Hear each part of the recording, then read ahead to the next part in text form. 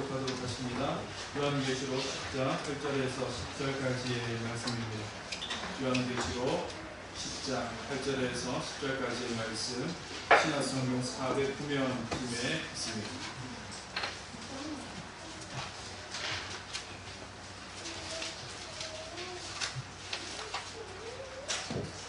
찾으셨으면 우리 한 목소리와 함께 하나님의 말씀을 공독하도록 하겠습니다.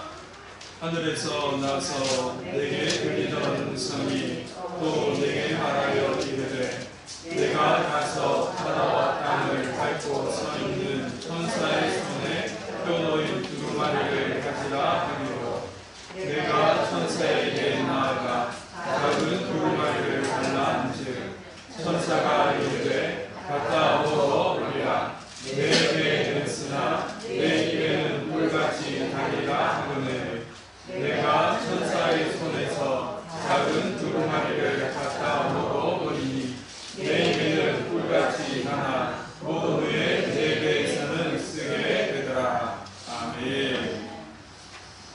제가 이제 커피를 좀 좋아합니다. 커피를 좋아하는 이유가 몇 가지가 있는데 보통 이제 많은 분들이 저에게 물어보시면 제가 이렇게 대답을 합니다. 첫 번째, 커피를 제가 좋아하는 이유는 단 음료를 싫어하기 때문에 그렇습니다 라고 말씀을 드려요.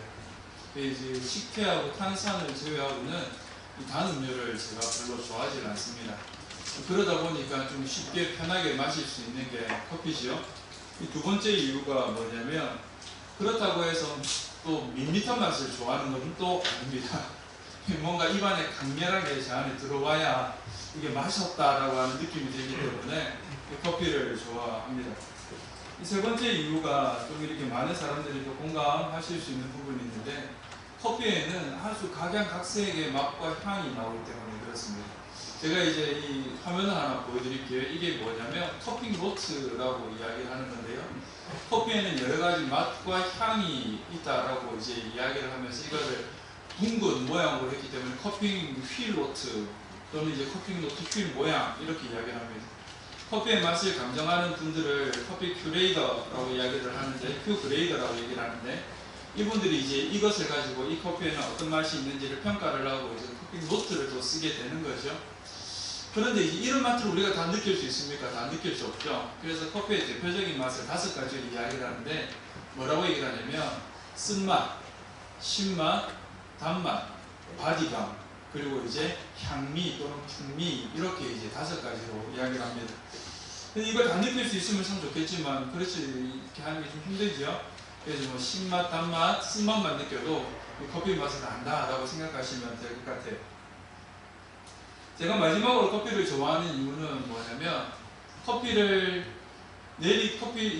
추출하기 위해서 그라인드에 이제 커피를 원두를 갈았을 때의 향과 그리고 좋은 원두를 추출하고 나면 서버라고 하는 이 용기가 있는데 서버와 그리고 또 제가 마셨던 잔에 남는 달콤한 향이 있습니다.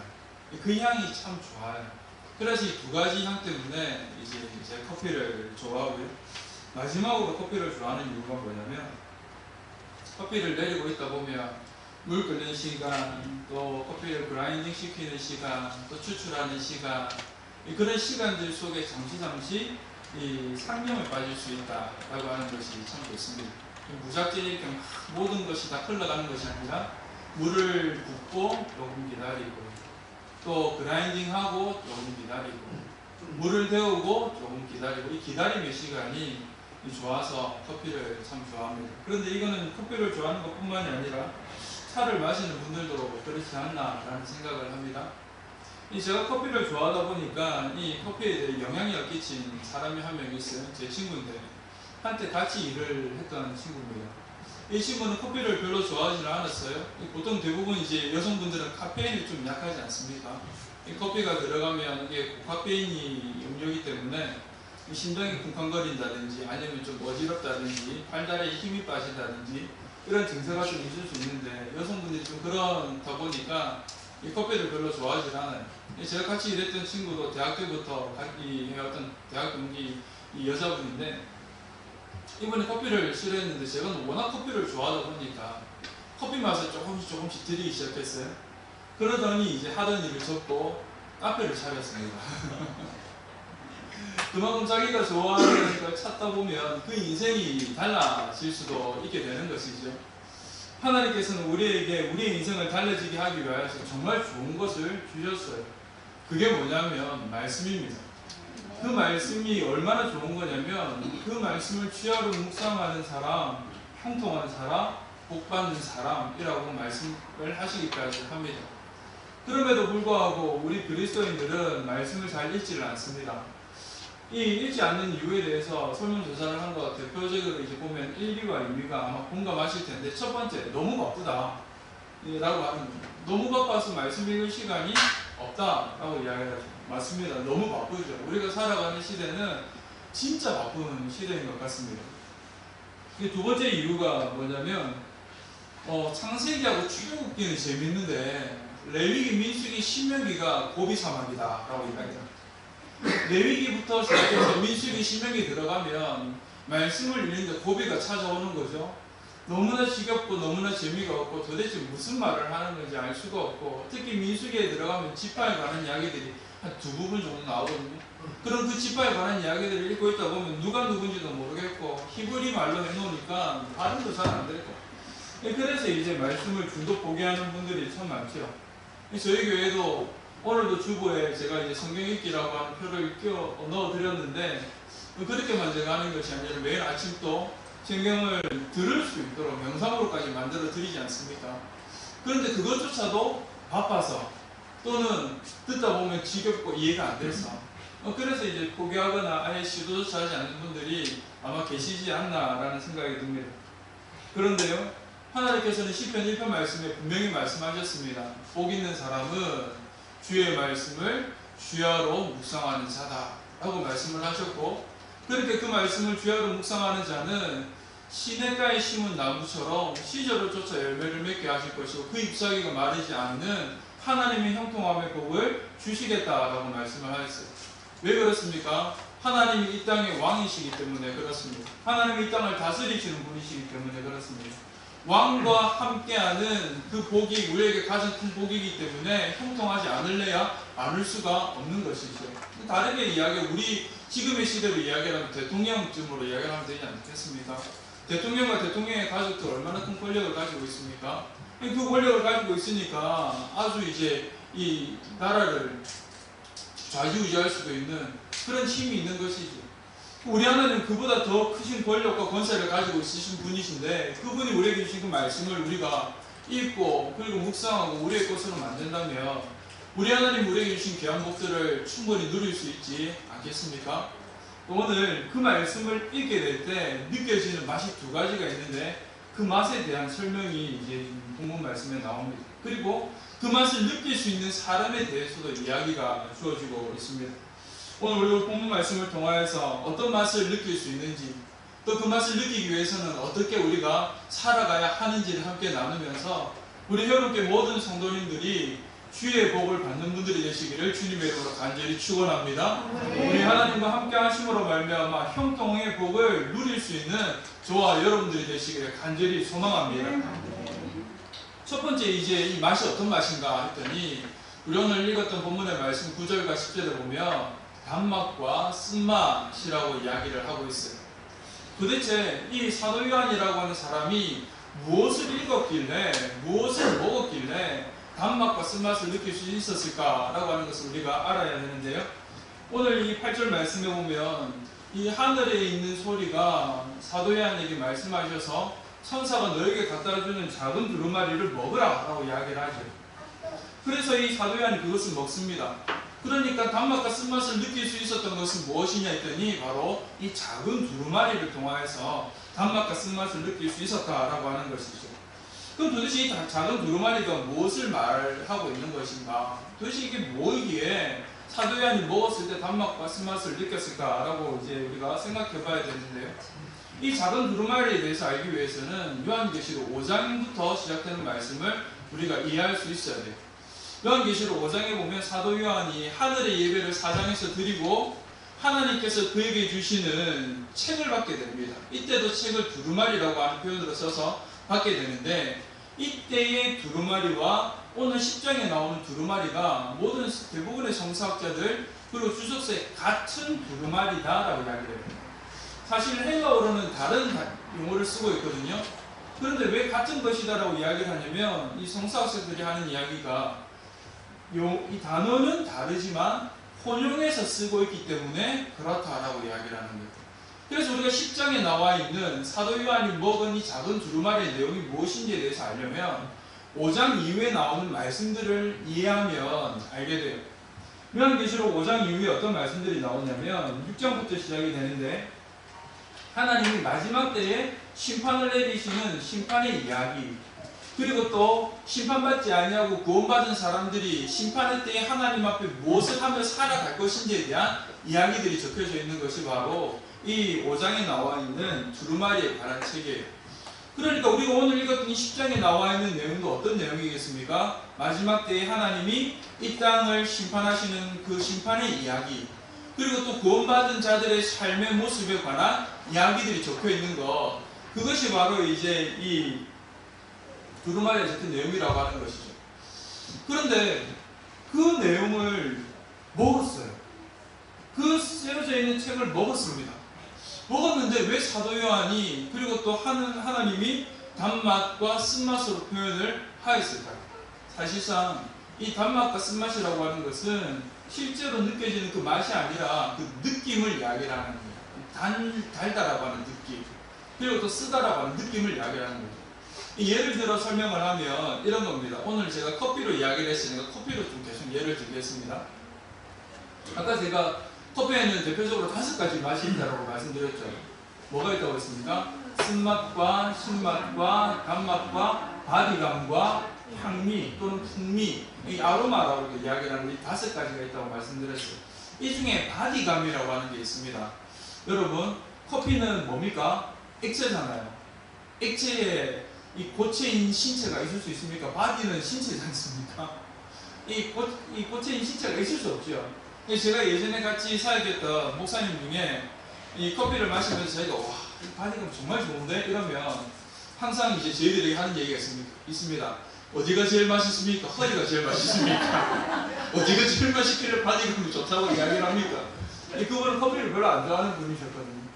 그는 늘 이제 물어보셨던 분이 계세요. 근데 사실 바디감이라고 하는 게 이 신체적인 것을 나타내는 것이 아니라 이 느낌을 얘기해요. 이 생두를 사서 로스팅을 하게 되면 원두가 되는데, 원두가 이 로스팅을 하는 중에 어떤 일이 일어나게 되냐면 열이 가해지니까 생두 안에 품고 있던 기름기가 이렇게 쫙 빠져나옵니다. 얼마만큼 로스팅을 하느냐에 따라서 기름기가 많이 배출되기도 하고 또 오랫동안 이 숙성시키느냐에 따라서 많이 배출되기도 하는데, 기름기가 많이 나온 정도로 로스팅한 콩을 가지고 추출을 하게 되면 유막이라고 하는 게 생깁니다. 그래서 하얀색 이 커피잔에다가 커피를 따르면 주변으로 노란색 띠가 생겨요. 그게 유막이거든요. 그렇게 유막이 짙으면 짙을수록 입안에 넣었을 때 어떤 느낌이 드냐면 입안이 가득 찬 느낌이 들어요. 이걸 바디감이라고 이야기하는 겁니다. 그러니까 오늘 말씀에 나와 있는 것이 이렇게 느낌을 뭐로 나타내는 것이라고요? 맛으로 지금 표현하고 있다고 하는 거죠. 근데 사도 요한이 하나님의 그 심판의 말씀과 구원받은 자들의 삶에 대한 말씀을 받았을 때에 달다라고 하는 느낌을 받았고 또 쓰다라고 하는 느낌을 받았다라고 하는 거예요. 그럼 왜 달다라고 하는 느낌을 받았을까라고 했을 때 우리 구약 성경에 보면 이 말씀을 맛으로 표현하고 있는 구절들이 몇 구절이 나옵니다. 먼저 에스겔 우리 2장에서 3장 3절까지의 말씀에 보면 하나님께서 이 에스겔을 그발 강가에서 선지자로 부르세요. 그리고는 마찬가지로 그에게 이 내 책을 받아 먹으라라고 말씀하시고, 그리고 또 에스겔이 그것을 받아 먹으니까 꿀같이 달더라라고 이야기하는 표현이 있습니다. 오늘 이제 그 3장 3절에 그 말씀이 나오는데요. 우리 함께 나와 있는 것을 함께 읽어보겠습니다. 시작. 내가 먹으니 그것이 내 입에서 달기가 꿀 같더라. 꿀 같더라라고 얘기를 하죠. 달기가 꿀 같더라라고 얘기를 하죠. 그만큼 나에게 느낌이 좋다라고 하는 이야기를 하는 겁니다.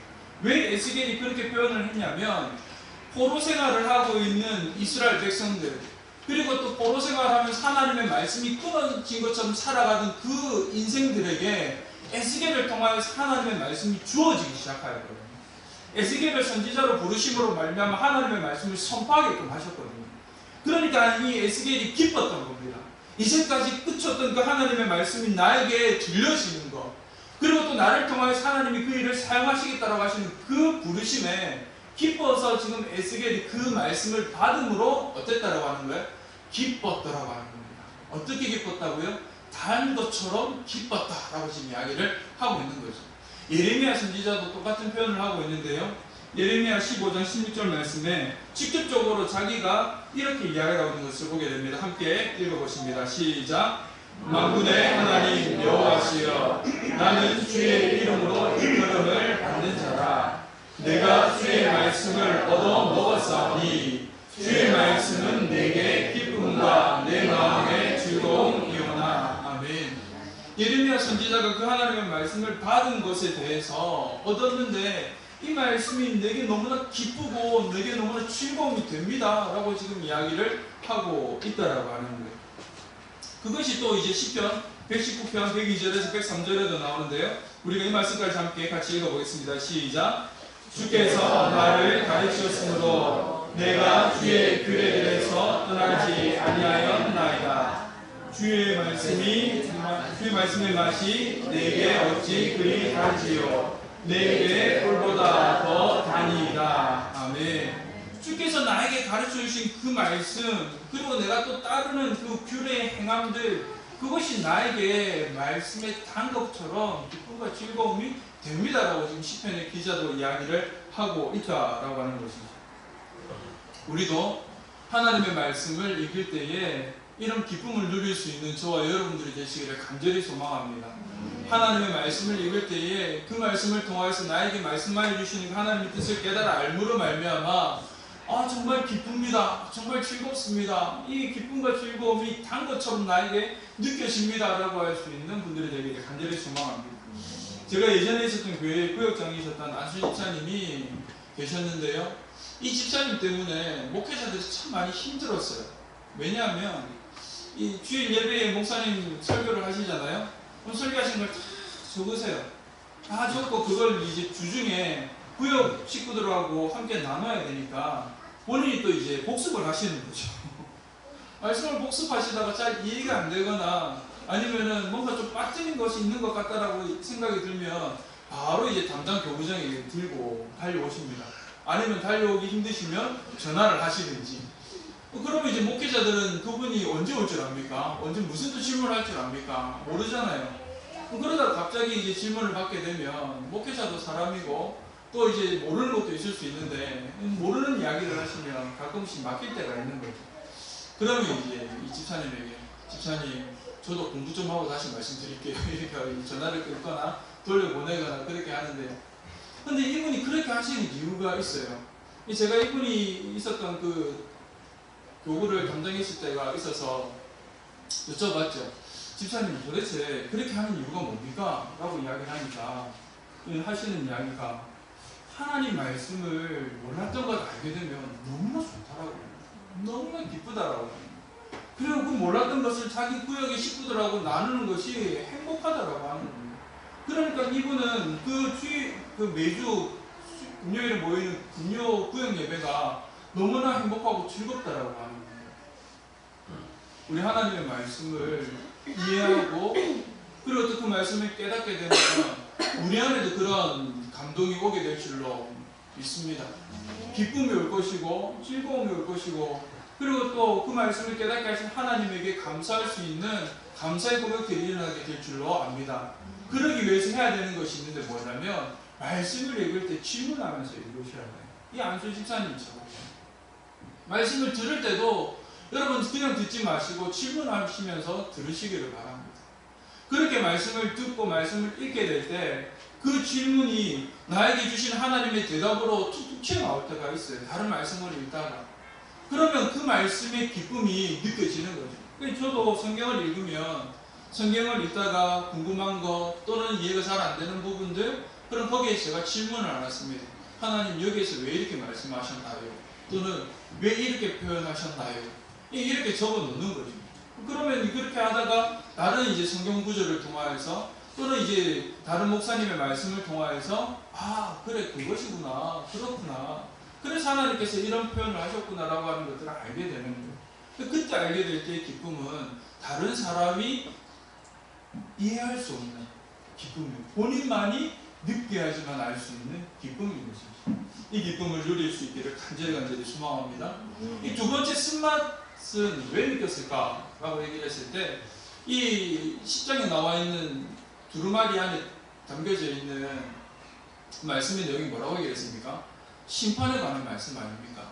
마지막 때에 하나님을 알지 아니하는 사람들, 하나님을 거절하는 사람들, 적 그리스도와 적 그리스도를 전파하는 선지자들과 또 그 무리를 따르는 성도들, 그 사람들이 심판받는 장면이 나오거든요. 그 심판받는 장면에 대해서 요한계시록 20장 이 11절 이하에 보시면 그들은 이 심판을 받게 되는데 생명책에서 이름이 쓰여져 있지 아니한 사람은 영원한 불못에 던져질 것이다 라고 하는 내용이 담겨져 있어요. 사도 요한이 어떤 사람이냐면 사랑의 사도라고 하는 이름이 붙여져 있는 사람입니다. 즉 하나님의 사랑에 대하여서 깊이 공감하고 그 사랑에 대해서 전파하고 그 사랑으로 살아간 사람이 바로 사도 요한입니다. 그 사랑이 그 심령 가슴속 깊이 있으니까 죽어가는 그 영혼들에 대한 애통함이 있는 거예요. 그 영혼들에 대한 심판의 말씀이 적혀 있는 것을 보니까 가슴이 미어지듯이 아픈 것이죠. 그러니 그 말씀이 어떻게 다가오겠습니까? 내 안에 이 애통함이 쓴맛으로 다가오는 것처럼 느껴지게 되더라는 것을 우리 지금 사도 요한이 쓴맛으로 표현하고 있는 것이죠. 사랑하는 성도 여러분, 우리가 우리 하나님의 사랑을 받아 살아가는 사람으로서 우리가 그 사랑에 매여 살아가는 사람이라면 우리 또한 주의 말씀을 읽게 될 때 아직까지 그 주의 말씀에 순종하지 못하고 주의 말씀에 나오지 못하는 사람들이 우리 눈앞에 떠오를 것입니다. 그럼 그 말씀을 읽을 때 우리의 심령에 어떤 감정이 나타나느냐? 괴로움, 애통함이 나타나게 되는 것이지. 우리 사랑하는 여러분께 성도님들이 이 맛도 느낄 수 있는 분들이 되기를 간절히 바랍니다. 하나님의 사랑을 내가 받았기 때문에 그 사랑으로 주의 말씀을 읽으면서 우리 하나님의 심판이 어떻게 내려지는지를 보게 될 때 그 애통함이 우리 안에 주어진다면 그 애통한 마음을 가지고 세상 가운데 나아가서 살 수 있기 때문에 그런 것입니다. 그렇게 살아가는 자에게 하나님 주시는 귀한 은혜가 있어요. 그게 뭐냐면 마태복음 5장 4절에 애통하는 자는 복이 있나니 저들이 위로를 받을 것입니다. 우리가 하나님의 그 심령 가운데 있게 될 때 우리 마음속에 쓰디쓴 애통함이 올라오게 된다면 하나님 그냥 우리를 내버려 두지 않으신다라고 합니다. 하나님이 위로하심으로 우리를 위로하시고 그 애통한 마음이 그들을 위한 기도로 승화되게끔 변화시켜 주실 것이기 때문에 그렇다라고 합니다. 오늘 우리 사도 요한의 쓴맛을 느끼는 것, 단맛을 느끼는 것을 통해서 알 수 있는 게 있습니다. 우리 하나님의 말씀을 읽을 때 하나님의 마음에 극히 공감하는 사람들은 말씀을 읽을 때 쓴맛을 느낄 수가 있고 단맛을 느낄 수가 있다라고 하는 겁니다. 하나님의 백성이라면, 하나님의 자녀라면 우리 하나님의 마음에 공감할 수 있는 사람이 되어야 하는 것 아닙니까? 그렇기 때문에 우리가 말씀을 읽을 때마다 우리에게는 이 단맛, 기쁨과 즐거움의 맛이, 쓴맛, 이 애통함의 맛이 느껴질 수 있어야 한다라고 합니다. 여러분, 말씀을 읽을 때 이런 느낌들 받으십니까? 안 받으신다면 받을 수 있기를 바랍니다. 하나님의 마음을 공감하는 자리로 나아갈 수 있기를 바랍니다. 그러기 위해서 우리 사도 요한이 몇 가지 모습을 보여주는데요. 그것이 뭐냐면 우리 8절에서 10절까지에 나타나 있습니다. 우리가 다시 한번 8절에서 10절까지 본문의 말씀을 함께 읽어보도록 하겠습니다. 시작. 하늘에서 나서 내게 들리던 음성이 또 내게 말하여 이르되 내가 가서 바다와 땅을 밟고 서 있는 천사의 손에 펴놓으니 두루마리를 가지라 하기로 내가 천사에게 나아가 작은 두루마리를 달라 한즉 천사가 이르되 갖다 먹어버리라 내게 있으나 내 입에는 꿀같이 달리라 하거늘 내가 천사의 손에서 작은 두루마리를 갖다 먹어버리니 내게는 꿀같이 하나 먹은 후에 내 배에서는 쓰게 되더라. 아멘. 사도 요한이 하나님의 말씀을 이렇게 받아 먹었을 때에 단맛과 쓴맛을 느꼈던 행동한 그 모습들이 몇 가지가 나오는데, 첫 번째가 뭐냐면 이 8절 말씀에 하늘에서 나는 소리가 천사에게 가서 두루마리를 가지라라고 얘기하고 있습니다. 그래 사도 요한이 어떻게 했습니까? 9절에 보니까 천사에게 나아가 라고 이야기합니다. 즉 말씀이 있는 자리로 사도 요한은 나아갔다라고 하는 겁니다. 말씀이 선포되는 자리, 말씀이 읽어야 되는 자리, 그리고 또 말씀이 있는 자리로 사도 요한이 나갔다라고 하는 겁니다. 우리 하나님의 마음을 공감할 수 있는 첫 번째 우리의 행위가 뭐냐면 그 말씀 앞에 나아가는 것이다 라고 하는 것이죠. 사랑하는 성도 여러분, 말씀이 있는 곳을 찾아가시기를 바랍니다. 그런데요, 아무데나 찾아가시면 안 돼. 요즘 이단과 사이비가 너무 많기 때문에 저에게 물어보시고 찾아가시면 되겠습니다. 저희 아들이요, 군에 있지 않습니까? 군에서 한날은 첫 번째 이제 예배를 드리는데, 아빠 뭐 좀 이상해 이래 얘기를 하는 거예요. 뭐가 이상한데? 저는 주일 아침에 제가 항상 이 예배를 준비 중인데 연락을 와서 그렇게 하는 거예요. 뭐가 이상하냐? 이 영상이 이상해 라고 얘기를 합니다. 무슨 영상인지 한번 보내봐 해서 그 보내준 영상을 봤습니다. 이 이상한 게 있는데 뭐가 이상하냐면 그림이 이상해요. 애니메이션이었거든요.